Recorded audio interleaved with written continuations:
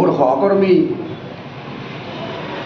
সতীৰ্থ অধিবক্তা তথা ভাতৃপ্ৰতিম বন্ধু আমিৰুল ইছলামে এইবাৰ আগন্তুক নিৰ্বাচনত বৰক্ষেত্ৰী বিধানসভা সমষ্টিৰ পৰা প্ৰাৰ্থিত্ব আগবঢ়াব বুলি শুনি মই নথৈ আনন্দিত হৈছোঁ। তেওঁৰ এই যি যাত্ৰা, এই যাত্ৰাটো সফল হোৱাৰ কামনা কৰিছোঁ। কাৰণ আমিৰুল ইছলাম এগৰাকী অধিবক্তাই নহয়, তেওঁ এগৰাকী বিশিষ্ট সমাজকৰ্মীও। মই বিশিষ্ট বুলি এইকাৰণেই কৈছোঁ যে তেওঁ এগৰাকী উদীয়মান যুৱক। আমাৰ লগত কাম কৰি আছে, অধিবক্তা হিচাপে আমি সদায় লগ হওঁ। আমি দেখিছোঁ যে এই বয়সতেই তেওঁ বিভিন্ন ধৰণৰ অনুষ্ঠান প্ৰতিষ্ঠানৰ লগত জড়িত হৈ আছে। তেওঁৰ এটা উল্লেখযোগ্য দিশ এই চেগতে আপোনালোকক জনাব লাগিব যে তেওঁ খুব ভাল সাহিত্য চৰ্চা কৰে। ইতিমধ্যে তেওঁৰ কেইবাখনো পুথি প্ৰকাশ পাইছে, আমি পঢ়িছোঁ, আপ্লুত হৈছোঁ। ইয়াৰ উপৰি বিভিন্ন সামাজিক অনুষ্ঠানৰ কথাটো আছেই, তেওঁ জড়িত আছে।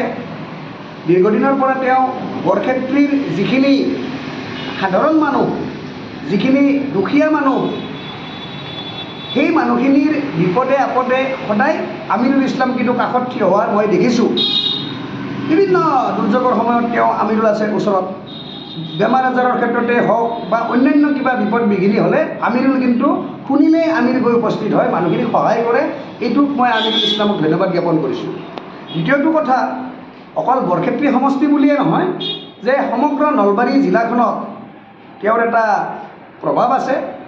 কিয়নো গোটেই নলবাৰী জিলাখনক সামৰিয়েই তেওঁ কৰ্মক্ষেত্ৰ হিচাপে বাছি লৈছে।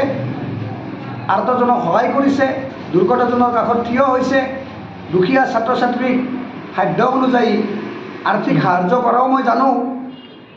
এনেকুৱা বিভিন্ন তেওঁ গুণৰ অধিকাৰী। গতিকে এনেকুৱা এজন উদীয়মান যুৱক তেওঁ ৰাজনীতিৰ পথাৰলৈ মন মেলিছে।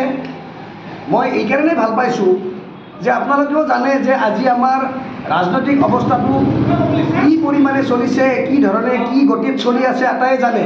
তাৰ বিপৰীতে এনেকুৱা সংস্কাৰী মনৰ শিক্ষিত, উদাৰ মনৰ এনেকুৱা শিক্ষিত আৰু বিশেষকৈ তেওঁ জাতি ধৰ্মৰ ঊৰ্ধত থকা এজন ব্যক্তি। গতিকে এনেকুৱা মানুহৰ প্ৰয়োজন আছে নিশ্চয়। সেইকাৰণেই মই ভাবোঁ যে তেওঁ আগবাঢ়ক আৰু তেওঁৰ এই যাত্ৰাটো, ৰাজনৈতিক যাত্ৰাটো শুভ হওক। এইখিনি মই তেওঁক বৰ্তমানে জ্ঞাপন কৰিছোঁ। ধন্যবাদ।